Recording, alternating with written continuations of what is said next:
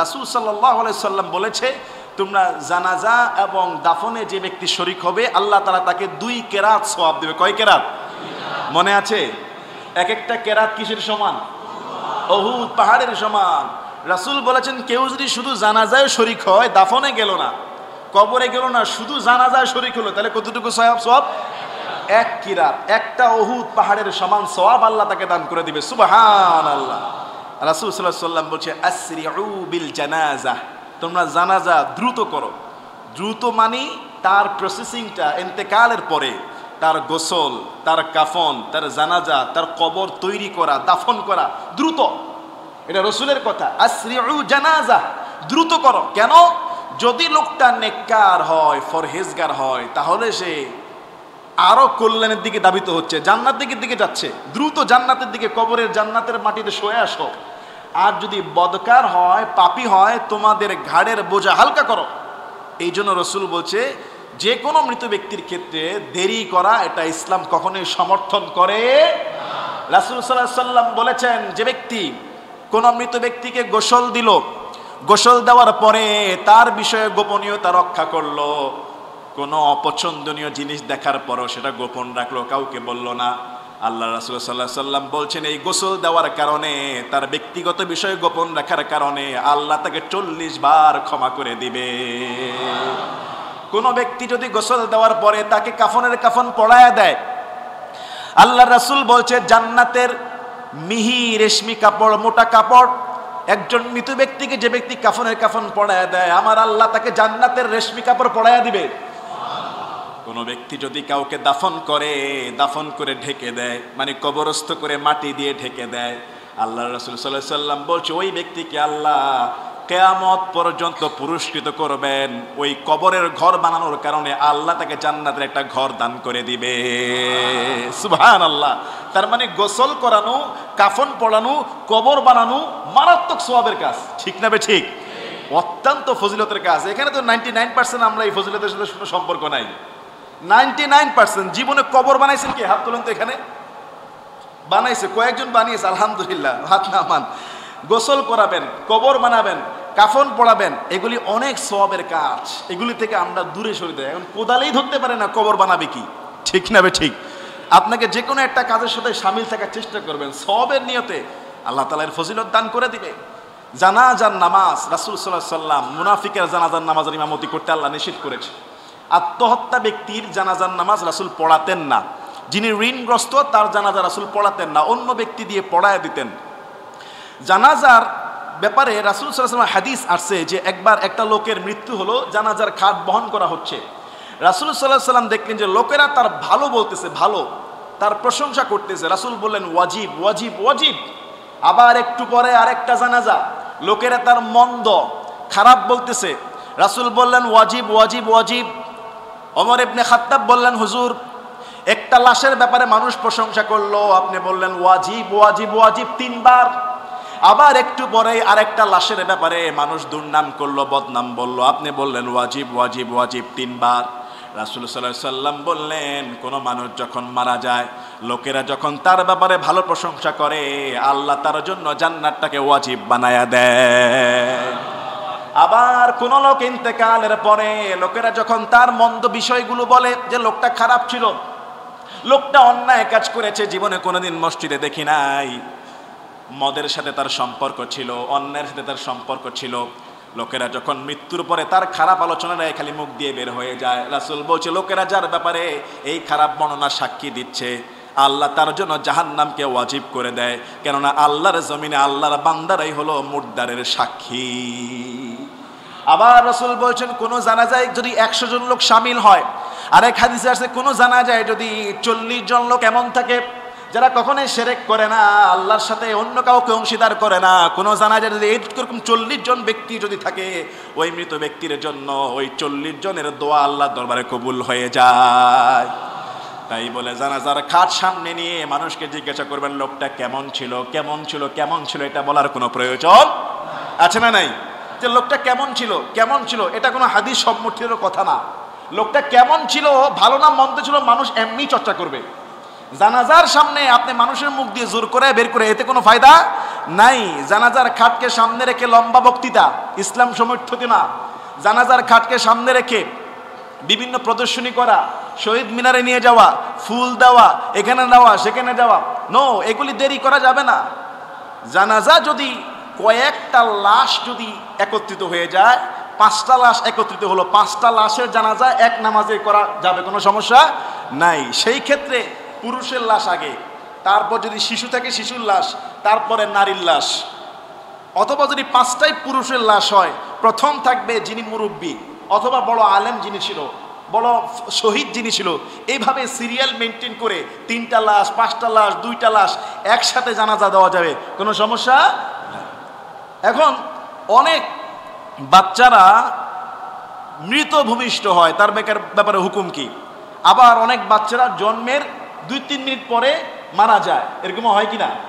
যেই বাচ্চা জন্মের পরে বেঁচে ছিল এরকম প্রমাণ দেখা যায়, নড়াচড়া করছে, কান্নাকাটি করছে, একটু কোড়া মোড়া দিয়েছে, মানে বেঁচে ছিল, তাহলে তার গোসল হবে, জানাজা হবে, দাফন হবে একেবারেই মানুষের মতো। আর যেই বাচ্চা মৃত জন্ম নেয়, মায়ের পেট থেকে মৃত বের হয়, তার আর কোনো জানাজার প্রয়োজন, তাকে শুধু গোসল দিয়ে কাফন দিয়ে কবর দিয়ে দেবেন, কোনো সমস্যা নাই। কিন্তু জীবিত থাকলে জানাজা দিবেন। আর যদি মৃত জন্ম হয় তাহলে তার জানাজার দরকার নেই, তার একটা নাম রাখবেন, একটা নাম রেখে তাকে গোসল করে কাফন দিয়ে তাকে দাফন করে দিবেন। এবার আসেন, জানাজা শেষ করার পরে রাসূল সাল্লাল্লাহু আলাইহি ওয়াসাল্লাম তো সবসময় কবরস্থানে যেতেন। আল্লাহর হাবিব সাল্লাল্লাহু আলাইহি ওয়াসাল্লাম জানাজা শেষ হলে তিনি জানাজার খাটের আগে কবরে চলে যেতেন আর বলতেন, ফেরেশতারা পায়ে হেঁটে যায় এই কবর পর্যন্ত, সুতরাং আমি বাহনে চলে যেতে পারি। আল্লাহর নবী বলছেন, এই জানাজায় ফেরেশতারা পায়ে হেঁটে হেঁটে কবরে যায়। বিশ্বনবী সাল্লাল্লাহু আলাইহি ওয়াসাল্লাম সব সময় যখন জানাজায় যেতেন পায়ে হেঁটে হেঁটে যেতেন। আল্লাহর নবী বলতেন, যদি কেউ বাহনে চড়ে যাও, খবরদার জানাজার খাটের পিছনে থাকবা, সামনে আসতে পারবা না, কেননা এই খাটের সঙ্গে স্বয়ং ফেরেশতারাও হাঁটে। সুবহানাল্লাহ। যেমন মনে করলেন আপনি গোরস্থানে যাবেন, এখানকার কাছের গোরস্থান কোনটা? শহীদ বুদ্ধিজীবী।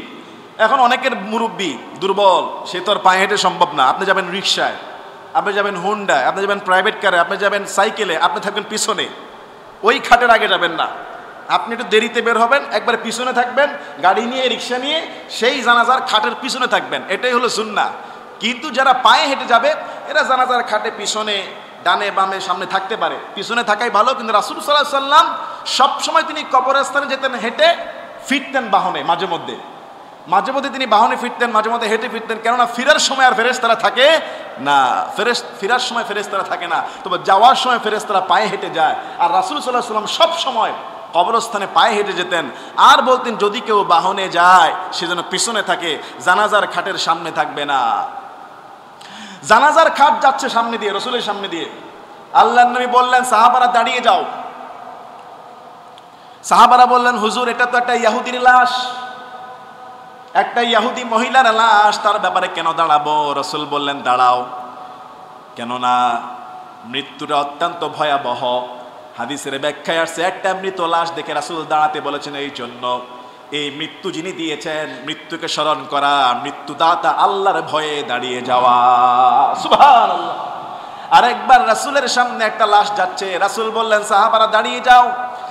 সাহাবারা বললেন, হুজুর এটা তো ইহুদির লাশ।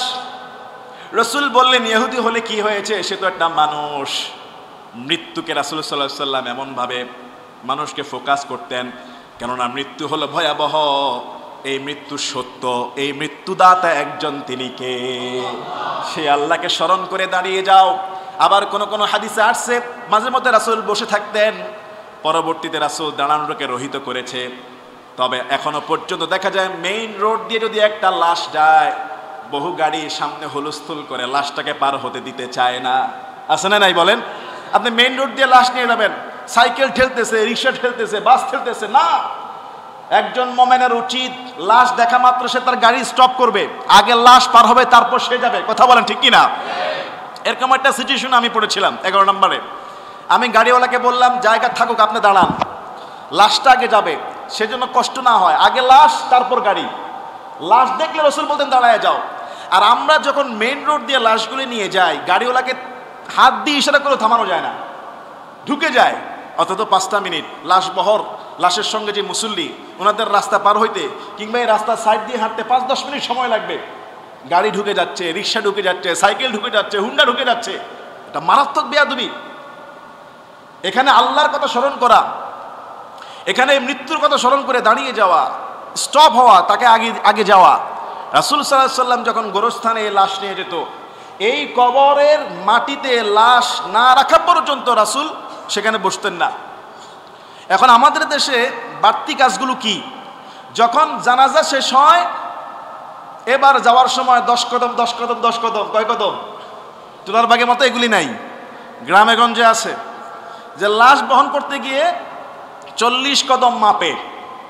এইটা কিন্তু ইসলামের কোথাও নাই, রাসূলুল্লাহর জীবনে না সাহাবীদের জীবনে ঘটছে। আমাদের যে এলাকা সেখানে দেখি আমি এগুলি, যে লাশটা যখন জানাজা শেষ হয় কবরের দিকে নামার সময় 40 কদম মাপে, 40 কদম গণে। এগুলির সাথে ইসলামের কোনো সম্পর্ক নাই। এখন আমরা যেই কবরটা দেই বা আমরা যে জানাজাটা পড়ি, তার আগে জানাজার আবার টাইম আছে, কিন্তু নিষিদ্ধ সময় জানাজা পড়া যাবে না। যেমন নিষিদ্ধ সময় নামাজ পড়া যায় না, সকালবেলা সূর্য যখন উঠে ওই সময়টায় কিন্তু যেমন নামাজ পড়া যায় না, জানাজাও পড়া যাবে না। দুপুরবেলা যেমন সূর্য মধ্য আকাশে থাকে, একটু আগে যেমন মুয়াজ্জিন সাহেব বললো যে এই সময় থেকে এই সময় নিষিদ্ধ সময়, ওই সময় জানাজাও পড়া যাবে না। আবার সন্ধ্যাবেলায় যখন সূর্য ডুবে মাগরিবের 3-4 মিনিট আগ পর্যন্ত, ওই সময় জানাজা পড়া যাবে না। একজন মৃত মানুষ যখন ইন্তেকাল করে, মৃত মানুষ যদি কোনো মহিলা মারা যায়, আরে অনেক সময় দেখা যায় যে মহিলার চেহারা খুলে রাখছে, দেদারসে মানুষ লাইন দিয়ে দেখতেছে। কি ভাই, হয় কিনা? হয় কিনা? তোর বাপ মাকে বলা হয় যে আপনার এই মেয়েটা, আপনার স্ত্রী মারা গেছে, তাকে সবাইকে দেখাচ্ছেন কেন? ভাবে যে জীবিত থাকতেই পর্দা করে না, এখন আর কি পর্দা করাবো? কথা বলেন। জীবিত থাকতে সে পর্দা করে না, এটা তার জবাবদিহি করতে হবে। কিন্তু ইন্তেকালের পরে আপনি স্বামী, আপনি পিতা, আপনি ভাই, আপনার জিম্মাদারিত্ব আপনার মাকে যেন আপনার যারা দেখা যায় তারা ছাড়া অন্য কোনো পুরুষ যেন দেখতে না পারে। যতই কাছের আত্মীয় হোক, যতই খালাতো ভাই হোক, যতই দেবর হোক, যতই পাড়াপড়শি বাবার মতো হোক, অন্য কোনো পুরুষ ওই নারীকে আর দেখতে পারবে। কিন্তু আমাদের সমাজে কিন্তু এগুলি মেনটেন করা হয় না। মহিলা লাশকেও দেদারসে সবাই দেখে, অথচ এটা পর্দায় শামিল রাখা উচিত। তার অভিভাবক যারা, যে ওইখানে একজন শক্ত করে দাঁড়ানো থাকা উচিত, কে দেখবে কে দেখবে না। চেহারা তো দূরের থাক, পুরো বডিটাও যেন দেখতে না পারে, লাশের খাটটাও যেন দেখতে না পারে, এমনভাবে তার সিকিউরিটি মেনটেন করা। কিন্তু এগুলি করা হয় না। কবরস্থ যখন আমরা করি, আমাদের দেশে বিভিন্ন রকমের কবর দেখা যায়, অথচ সবচাইতে সেরা কবর হাদিসের মধ্যে আসছে লাহাদ, যে কবরটার নাম আরবিতে বলা হয়, বাংলায় বলা হয় বগলি কবর। আপনাদের এখানে কি বুদ্ধিজীবীতে কোন কবর দেয়? বগলি কবর, সিদ্ধু কবর, আর একটা হলো জেনারেল কবর। 3 কিসমের কবর রয়েছে। রাসূল সাল্লাল্লাহু আলাইহি ওয়াসাল্লাম তিনি বলেছেন মদিনার জন্য বগলি, লাহাদ। মদিনার বাইরে যারা থাকবে তাদের জন্য শাকাক, সিদ্ধুটা হবে। আবার রাসূল সাল্লাল্লাহু আলাইহি ওয়াসাল্লাম যখন ইন্তেকাল করলেন, মদিনাতে 2 জন কবর খননকারী ছিলেন। একজন ছিলেন বগলি কবর খনন করতেন, আর একজন ছিলেন সিন্ধু কবর করতেন। আল্লাহর নবীর ইন্তেকালের পরে সাহাবারা সিদ্ধান্ত নিলেন 2 জনকে খবর দাও, যে ব্যক্তি আগে আসবে রাসূলের কবর সেইটাই হবে। খবর দেওয়ার পরে বগলি কবর যিনি পারেন তিনি আগে হাজির হয়েছেন। সুবহানাল্লাহ বলবেন না? এবং রাসূল জীবদ্দশায় বলে গিয়েছেন বগলি কবরটা হলো শ্রেষ্ঠ কবর। লাহাদ কবর, বগলি কবর। বলে হুজুর চাই আছেন, বগলি আবার কি, সিন্ধুক আবার কি, জেনারেলটা কি? বগলিটা হলো এটা শ্রেষ্ঠ সুন্নাহ। কবরটা আপনি খুঁড়লেন, খোঁড়ার পরে পশ্চিম দিকের যেই ওয়ালটা, পশ্চিম দিকের যে মাটির সাইডটা, এটার নিচে দিয়ে কাটা, এটার নিচে দিয়ে কেটে গর্ত করে, এবং নিচে কিছু কেটে লাশটাকে এই যে উপরে মাটি নিচে ফাঁকা আন্ডারগ্রাউন্ডের মতো করে আর কি। সোজা তো কবরটা গর্ত হবে, এখানে তো 3 জন নামবে, নেমে এই নিচে দিয়ে বক্সের মতো ভিতরে ঢুকায় দাও। এটা হলো বগলি কবর, লাহাদ কবর। কি কবর বললাম? এই কবর দেখেছেন আপনারা? অনেকে নাড়ায়, অনেকে নাড়ায় না। দেখেছেন আপনারা? এটাকে বলা হয় বগলি। এটা হলো শ্রেষ্ঠ কবর, এটা হলো সুন্নাহ কবর। কবরটা করা হলো পশ্চিম সাইডের যেই মাটিটা, ওটার নিচে কেটে ভিতরে লাশটাকে ঢুকায় দেওয়া, এবং তার নিচে আর একটু গর্ত করা যেতে পারে। এখন যদি মাটি নরম হয় তাহলে তো বগলি কবর টিকবে না, কথা বলে না। কিন্তু কি এখানে প্রজেক্টর থাকলে ভালো হইতো, দেখা দিতাম পুরো ভিডিও সহ। যদি মাটি নরম হয়, নিচে যদি আপনি গর্ত করেন তাহলে তো মাটিটা দেশে পড়ে যাবে। তাহলে সেই ক্ষেত্রে আপনি সিন্ধু কবর দিবেন। দ্বিতীয় অপশন, সিন্ধুক কবরটা কি, শাকাকটা কি, সেটা হলো সোজা গর্ত করা, এই যে ফ্লোরটা, এইখানে আবার শুধু তার বডিটা রাখার জন্য আরেকটা গর্ত করা। এইটা দেখছেন আপনারা, এটাকে বলা হয় সিন্ধু কবর। আর আমাদের দেশে করে কি, জেনারেলি যেটা আমি সবচেয়ে বেশি দেখছি, সোজা একটা গর্ত করে ডাইরেক্ট শোয়া দেয়, ডাইরেক্ট ওকে উপরে বাঁশ দিয়ে কবর দিয়ে দেয়। এটা কোনো সুন্নতি কবর না, এটা সম্পর্কে হাদিসে কোনো রেওয়াতই নাই, অথচ এইটাই বেশি করে। আর এইগুলি যে বাংলাদেশে কোন রাস্তা দিয়ে ঢুকছে আল্লাহ ভালো জানে। বগলি কবর করাও কিন্তু কষ্ট, সিন্ধু কবর করাও কিন্তু কি খাটনি আছে। আর যেটা আমরা বাঙালিরা করি শর্টকাট, ওটাতে খাটনি আছে, কিন্তু ওই দুইটার থেকে খাটনি কম, ডাইরেক্ট শোয়া দেওয়া। তাহলে কবর যদি মাটি যদি শক্ত হয় বগলি কবর হবে, রাসূলুল্লাহ সুন্নাহ, মদিনাবাসীদের জন্য এটাই হয়, এখনো হয়। আর যদি মাটি নরম হয়, ভিজা হয়, তাহলে বগলি কবর টিকবে না, এটা ভেঙে যাবে। তখন সিন্ধু কবর হবে।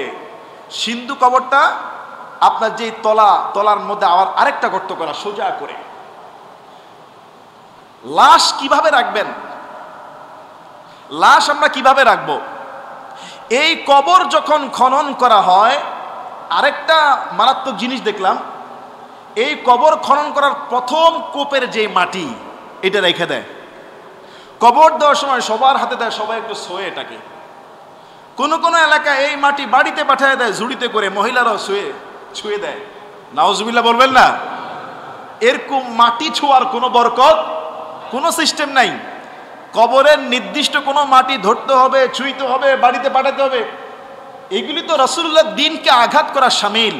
আল্লাহ রাসূল করেন নাই, সাহাবারা করেন না, এগুলি কই থেকে বানাইলাম? লাশটাকে শোয়ানোর সুন্নাহ তরিকা কি? লাশ শোয়ানোর সুন্নাহ তরিকা হলো তার মুখ এবং বুক কেবলামুখী থাকবে, তার মুখ আর সিনা কেবলামুখী থাকবে। এটা কি শুধু বোঝে নাই মনে হয় এখনো, শুধু কি, কারণ হয়তো লম্বা কবর করছে, এমনি লাইখা দিবে, উনি এভাবে থাকবে, কেবলার দিকে মুখটা থাকবে না। আপনি যদি সোজা কবরটাই করেন, ওকে এভাবেই রাখতে হবে, কারণ কাইতুরাতে কোনো সিস্টেম নাই।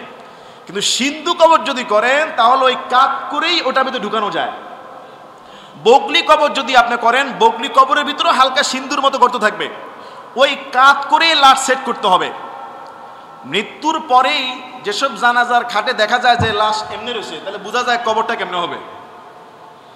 আপনার মাথা তো এইভাবে করার দরকার নাই, মৃত্যুর পরে তার মাথা সোজাই থাকবে, বরং কবরে তার মাথা এবং সিনা পুরা বডিটাই পশ্চিমমুখী থাকবে। এটাই হলো সুন্নাহ, এটাই হলো হাদিস সম্মত। মুখ আর সিনা যদি পশ্চিম দিকে থাকে, তার মানে কি পুরা শরীরটাই কি ডান কাত হয়ে, ডান কাত। এখন বলেন হুজুর ডান কাত লাশ রাখবো কিভাবে? যেই কবর করেন এই কবরে কিয়ামত পর্যন্ত ডান কাত রাখতে পারবেন না, কারণ এটা তো লম্বা সহায় দিতে হবে।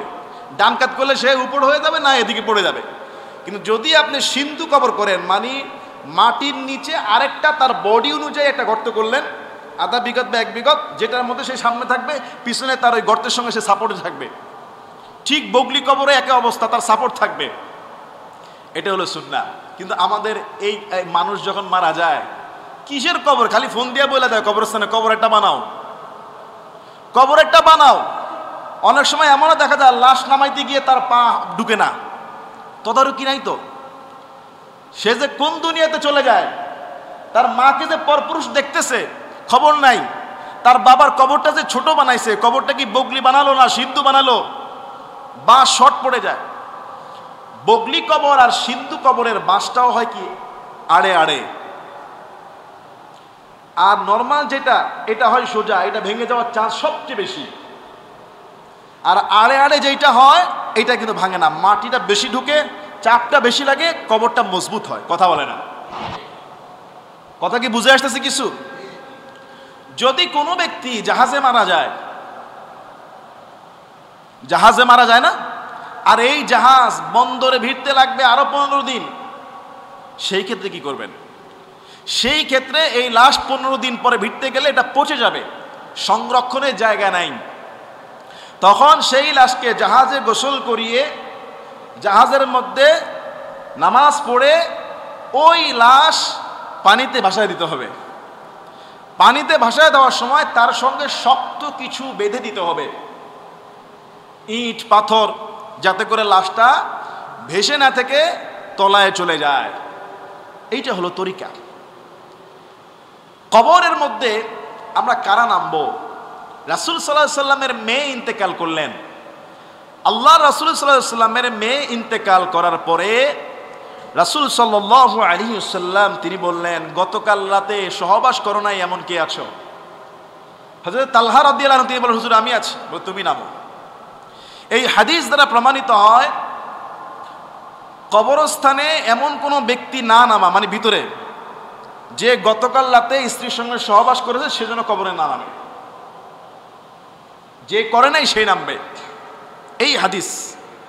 এবং মহিলাদের ক্ষেত্রে তার ছেলে, তার স্বামী, তার নাতি, যাদের সঙ্গে দুনিয়াতে তার বাবা সাক্ষাৎ জায়েজ ছিল, যারা তার মাহরাম ব্যক্তি, এরা নামবে। তবে যদি এরকম ব্যক্তি উপস্থিত না থাকে তাহলে বয়স্ক অথবা ভালো কোনো নেককার ব্যক্তি ওই মহিলার লাশ নিয়ে কবরে নামতে পারবে, কোনো সমস্যা নেই। পায়ের দিক থেকে আগে নামাইতে বলা হয়েছে। কবরের মাটি 3 বার দেওয়া সুন্নাহ। যখন আপনি কবরে নামাবেন তখন একটা দোয়া আছে, বিসমিল্লাহি ওয়া আলা মিল্লাতি রাসূলিল্লাহ, রাসূলের মিল্লাতের উপরে আল্লাহর নামে রেখে দিলাম। এবং 3 মুষ্টি মাটি আপনি পা থেকে মাথার দিকে দিয়ে দিবেন।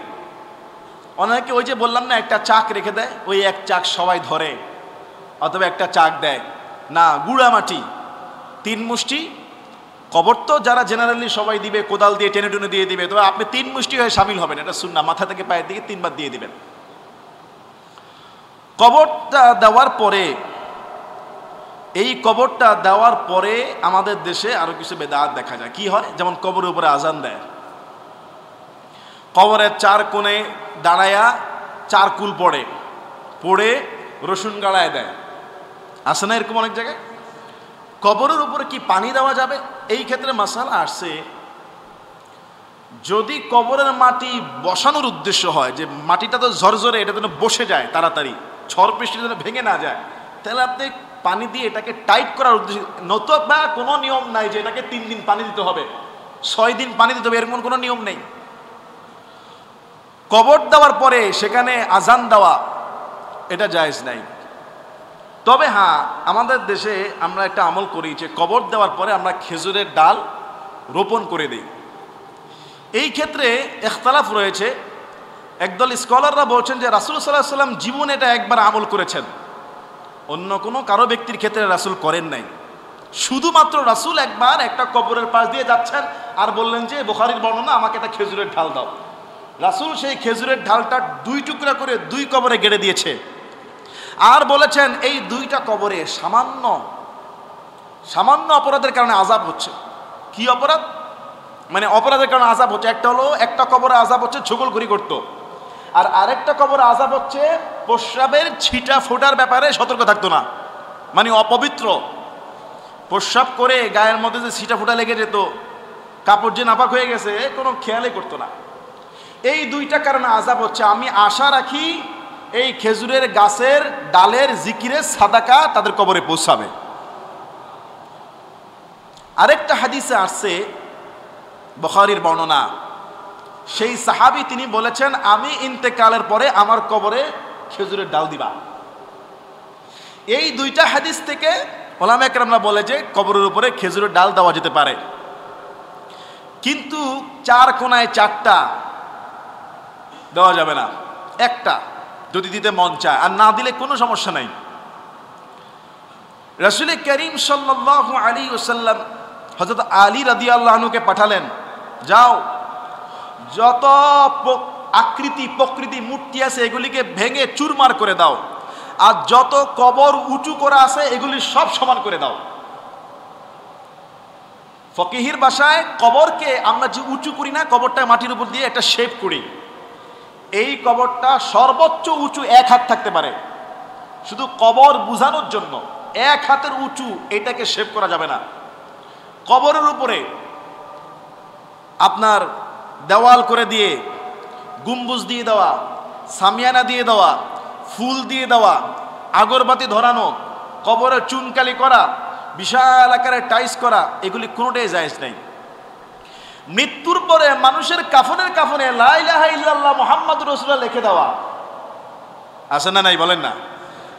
কাফনে আয়াতুল কুরসি লিখে দেওয়া কোনো কাজ হবে না যদি অন্তরের মধ্যে ঈমান আমল না থাকে। এটা হাদিসে নাই, এগুলি ইসলামে নাই। এবং আমরা কি করি যে জানাজার যে উপরের চাদরটা, এইটাও আমরা ভাবি যে কোনো একটা আরবি লেখা হওয়া চাই। জানাজার খাটের উপরে একটা কালো গিলাপ দিয়ে দেয় না অনেক জায়গায়, এবং সেখানে আল্লাহুলা আয়াতুল কুরসি লেখা থাকে, ইখলাস। এগুলি আসলে মৃত ব্যক্তিকে বাঁচাইতে পারবে না। আর এগুলি কোনো শরীয়ত সম্মত না যে কাফনের মধ্যে দোয়া লিখে দেওয়া, জানাজার খাটের উপরে দোয়ার কাপড় থাকা এবং কবরে রেখে দেওয়া, তার গায়ে কিছু লিখে দেওয়া, এগুলি বেহুদা কাজ, একেবারে বেদাত।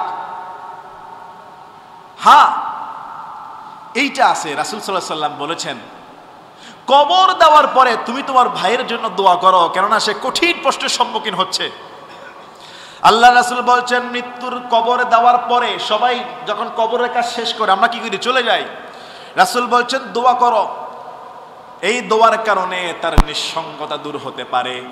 তুমি দোয়া করো, আল্লাহ আমার এই ভাই যেন তোমার দ্বীনের উপর অবিচল থাকে। রাসূল বলছেন ওই সময়টা মুনকার নকিররা প্রশ্ন করে, দোয়া করো। একটা মানুষকে কবর দেওয়া শেষ করার পরে কতক্ষণ আপনি দোয়া করবেন? হাদিসের মধ্যে আসছে একটা উট জবাই করে গোশত বন্টন করতে যতক্ষণ সময় লাগে ততক্ষণ পর্যন্ত তার জন্য দোয়া করো। সুবহানাল্লাহ। দোয়াটা আপনি দোয়া করবেন, আল্লাহ তুমি আমার ভাইকে মাফ করে দাও, আল্লাহ আমার ভাইকে তুমি ইস্তেকামাতের উপর রাখো, আল্লাহ আমার ভাইকে তুমি ঈমানের উপর অবিচল রাখো। এইটা করব বলবেন না যে এই কবরবাসী মার রব্বুকা, তোমার রবকে বলো রব আল্লাহ, এটা না। ওমা দীনুকা, তোমার দিন কি বলো? দিন, এটা তো ফেরেশতারা জিজ্ঞাসা করবে আর সে বলবে, আর আপনি উপর থেকে দোয়া করবেন আল্লাহ। এটা হাদিসে আসছে, একবারে সহিহ হাদিস। আমরা কবর করি কি? কবরটা দিয়ে বাড়িতে দৌড়, কিন্তু কবরটা শেষ করার পরেই কিন্তু তার খেলা শুরু হয়ে যায় ভিতরে। ওই সময়টা সবাই চলে গেলেও আপনি বাবা, আপনি ভাই, আপনি স্বামী, আপনি নাতি দাঁড়ায় থাকেন, সবাই চলে যাক। যিনি জানাজা পড়িয়েছেন ইমাম সাহেব চলে যাক, তাকে জোর করে আটকাবে না, চলে যাক। আপনি পরিবারের মেম্বার, আপনি দাঁড়ায় থাকেন, আল্লাহ তুমি আমার স্ত্রীকে দ্বীনের উপর অবিচল রাখো, আল্লাহ তুমি আমার স্ত্রীর উপরে আহসান করো, আল্লাহ তুমি আমার মাকে সহজ করে দাও, আল্লাহ তুমি আমার বাবাকে ক্ষমা করে দাও, আল্লাহ আমার। এইভাবে কতক্ষণ করবেন? একটা উট জবাই করে গোশত বন্টন করতে যতটুকু সময় লাগে ততটুকু পর্যন্ত আপনি কবরে দাঁড়ায় থাকবেন। এটা হলো সহিহ হাদিস।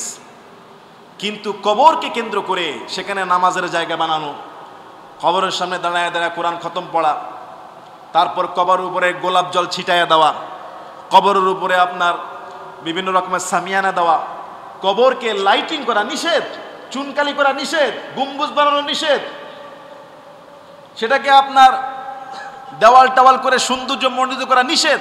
রাসূল আলী রাদিয়াল্লাহু আনহুকে বলছে যত কবর উঁচু আছে সবগুলোকে ভেঙে দাও।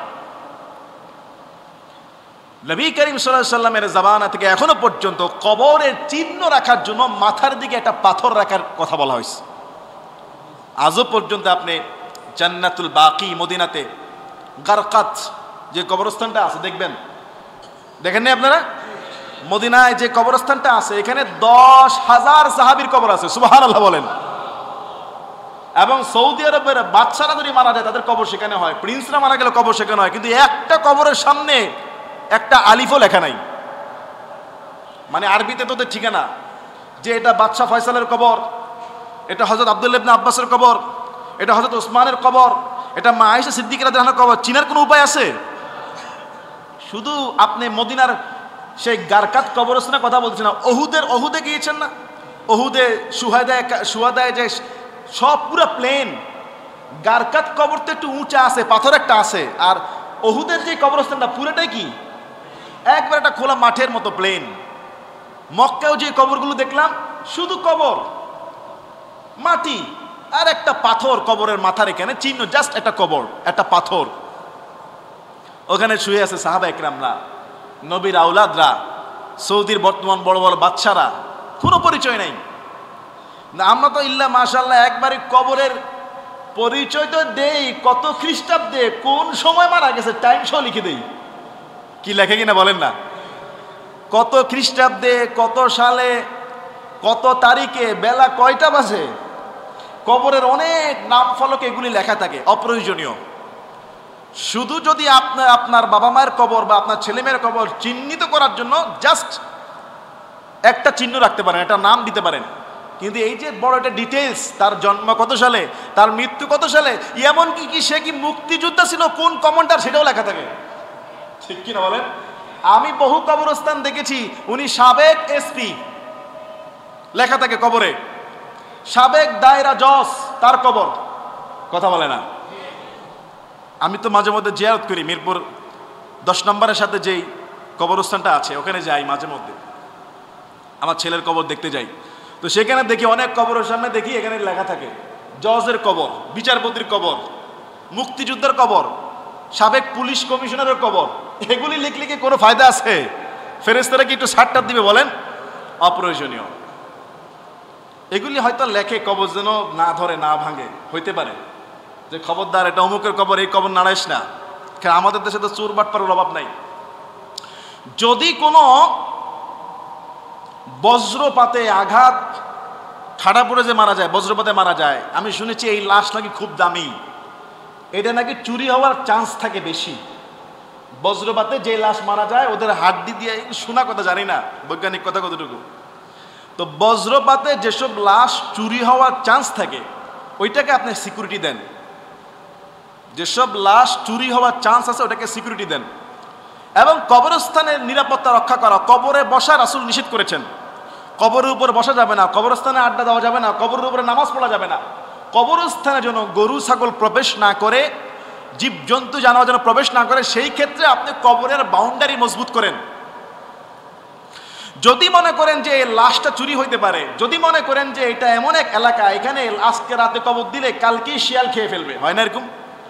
শিয়াল কিংবা গুইসাপ এই মাটি খুঁড়ে ভিতরে তাজা লাশ খেয়ে ফেলে, ওইখানে আপনি এরকম যদি রিস্ক থাকে তাহলে আপনি যত সিকিউরিটি নেওয়া দরকার দিতে পারেন। উপরে যদি লোহার লেগ দিয়ে, যদি শিকল দিয়ে ঝালাই করে যদি লোহার বানাতে পারেন, সমস্যা নাই।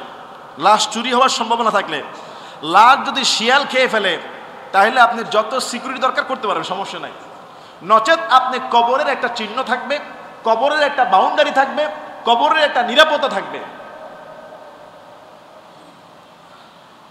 মানুষ মারা যাওয়ার পরে রাসূল বলেছেন শোক হবে তার পরিবারের জন্য 3 দিন। কতদিন? 3 দিন শোক। আর স্ত্রী লোকের জন্য, তার স্বামীর জন্য শোক হলো 4 মাস 10 দিন। আর বাকি সবার জন্য শোক হলো 3 দিন। রাসূল সাল্লাল্লাহু আলাইহি সাল্লাম একজন সাহাবীর ক্ষেত্রে তার ইন্তেকাল হওয়ার পরে বলেছে তার বাড়িতে খানা পাঠাও। এজন্য হাদিসের মধ্যে আসছে কেউ যখন ইন্তেকাল করে তারা শোকাহত, তারা মর্মাহত। আর এই শোকটা 3 দিন। প্রতিবেশী যেন তাদের বাড়িতে খানা পাঠাবে কয়দিন? 3 দিন। দূর দূরান্ত থেকে যারা আত্মীয় স্বজন আসেন, আপনারা সেদিন তাদেরকে কষ্ট দিবেন না।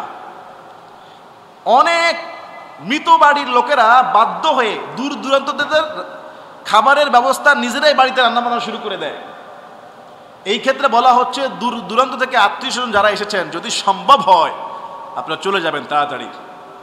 মৃত ব্যক্তিকে কষ্ট দিবেন না, কারণ যেই বাড়িতে লোক মারা গেছে তারা 6-7 ঘন্টা ধরে কি একটা পেরেশানিতে আছে, মর্মাহত। আর এই লোকটা মারা যাওয়ার আগেও হইতে পারে সে 3 দিন ধরে কি আইসিইউতে পড়ে আছে, 1 মাস ধরে প্যারালাইজড পড়ে আছে, তারা তো পেরেশানি।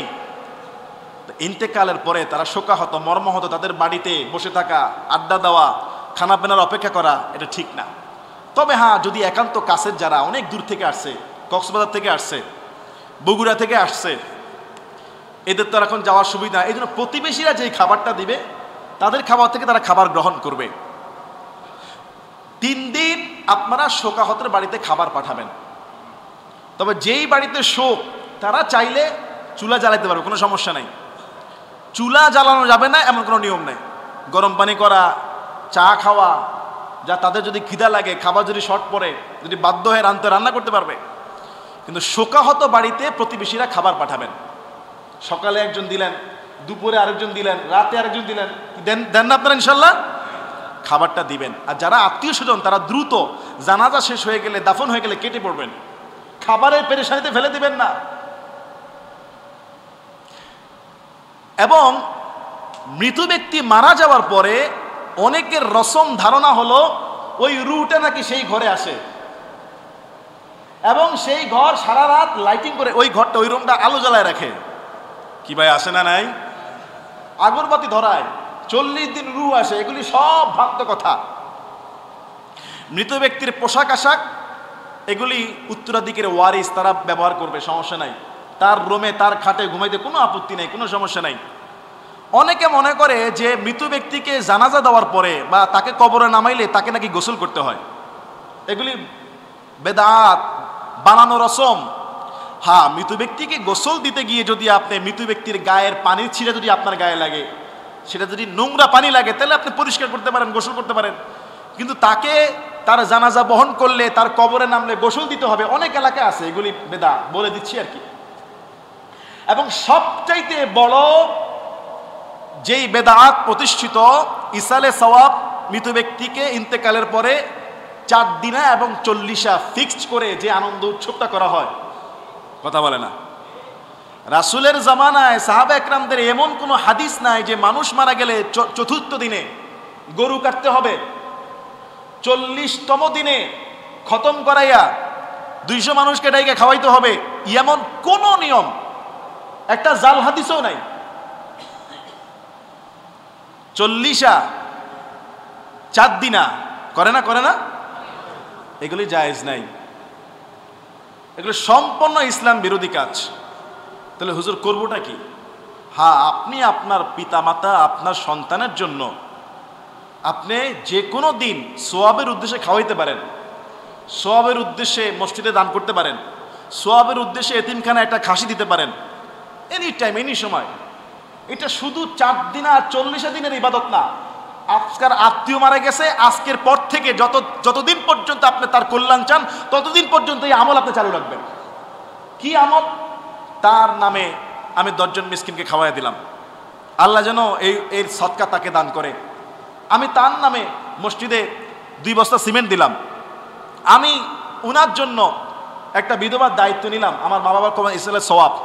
এটা সারা বছর চলবে। এইটা যদি 4 দিনা আর 40 ফিক্সড কইরা দায়িত্ব শেষ, তাইলে তো আপনি তার প্রতি জুলুম করলেন, কথা বলে না। এটা তো এক ধরনের প্রতারণা, জুলুম। 4র্থ দিনে কিছু হুজুর নিয়ে কবর জিয়ারত করলাম, 40 দিনে গেলাম, শেষ দায়িত্ব।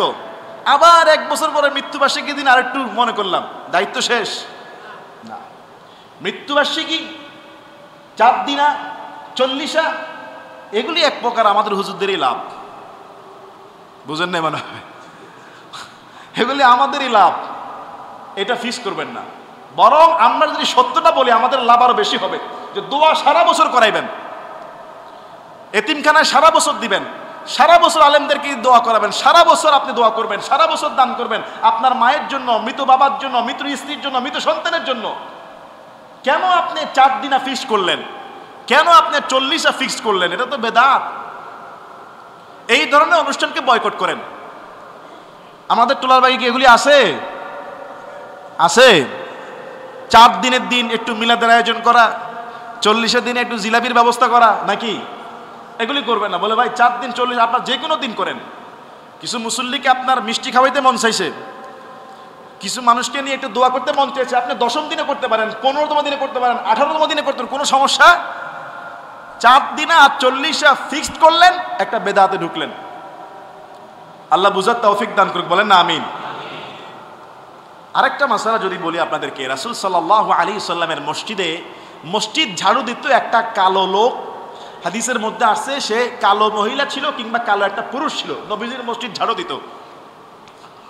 তো একদিন রাসূল দেখতেছে এই লোক নাই মসজিদে, কয়েকদিন ধরে নাই। রাসূল বললেন যে এই লোক কোথায়, যিনি মসজিদ ঝাড়ু দেয়? হয় কালো মহিলা ছিল, নাহলে কালো একটা পুরুষ ছিল। বলা হলো হুজুর সে তো মারা গেছে। ঝাড়ু দিতে ওরা গুরুত্ব দেয় নাই, কবর দিয়ে দিছে। রাসূল বলেন আমাকে বলবা না? নবীজি গেলেন সেই কবরে, যাওয়ার পরে সেই কবরের সামনে দাঁড়ায় তার জানাজার নামাজ পড়লেন। রাসূল বললেন না, আমি এসে দেখলাম কবরটা অন্ধকার, আর রাসূল যার কবরে জানাজা পড়ে, যার জানাজা পড়ে তার জন্য সুপারিশ, কবর আলোকিত হয়ে যায়। সুবহানাল্লাহ। এই হাদিস দ্বারা বোঝা যায় কবরের উপরও জানাজা কখনো কখনো পড়া। আপনার ছেলে আমেরিকা থেকে আসবে, লাশ রেখে রাখছেন ফ্রিজে 3 দিন, দরকার নাই, 6 ঘন্টার ভিতরে দাফন করেন। ছেলে 3 দিন পরে আসুক, বাবার কবরের সামনে গিয়ে জানাজা পড়বে। এটা হয়তো আপনারা অনেকে জানেন না যে কবরের উপর জানাজা পড়া যায়, এবং সর্বোচ্চ দাফন করার পরে স্কলারদের মত, ফিকহের মত 1 মাস পর্যন্ত পড়া যায়। এটা সবার পড়তে হবে বিষয়টা এমন না। কবর জিয়ারত করাটা একটা দোয়া, জানাজাটা দোয়া। একান্ত নিজের ছেলে, নিজের মেয়ের জামাই, নিজের নাতি, নিজের ভাই একান্ত অনেক দূরে ছিল, তার জন্য 8-9 ঘন্টা, 10 ঘন্টা, 12 ঘন্টা, 24 ঘন্টা অপেক্ষা না করে জানাজা দিয়ে দেন, কবর দিয়ে দেন। যেন হাদিসে আসছে দ্রুত জানাজা দাও। সে আসলে মন চাইলে কবরের সামনে গিয়ে জিয়ারতও করতে পারে, আর যদি জানাজা পড়তে পারে একা একা জানাজাও পড়তে পারে। এটা হলো নিয়ম। কিন্তু আমরা করি কি, একটা লাশ আটকায় রাখি একটা জানাজার জন্য। দুবাই থেকে আসতেছে, কুয়েত থেকে আসতেছে, লন্ডন থেকে আসতেছে। এগুলি বুঝাইবেন, মানুষকে বলবেন তুমি তোমার বাবাকে কষ্ট দিচ্ছ, তুমি তোমার স্ত্রীকে কষ্ট দিচ্ছ, তুমি তোমার মাকে কষ্ট দিচ্ছ তাকে ফ্রিজে রেখে। যত দ্রুত কবর দিবা, হাদিসে আসছে, ততই মাইয়িতের জন্য কল্যাণ। কথা কি বুঝতে পেরেছেন? তাহলে রাসূল সাল্লাল্লাহু আলাইহি সাল্লামের একটা হাদিস বলছে, এরকম অসংখ্য হাদিস আছে রাসূল কবরের উপর গিয়ে জানাজা পড়েছে। রাসূলের মসজিদের খাদেম বা খাদেমা মারা গেলে রাসূল নিজে গিয়ে জানাজা পড়ছে। আর রাসূল জানাজা পড়া মানে কি, তার জন্য সুপারিশ হয়ে যাওয়া। সুবহানাল্লাহ। তো আল্লাহ পাক রব্বুল আলামিন আমাদের সবাইকে এই যে মৃত ব্যক্তির পরবর্তী যে করণীয়, যেটা করার সেইটা করার তৌফিক দান করুক, যেটা বর্জনীয় সেটা বর্জন করার তৌফিক দান করুক। বলেন না আমিন।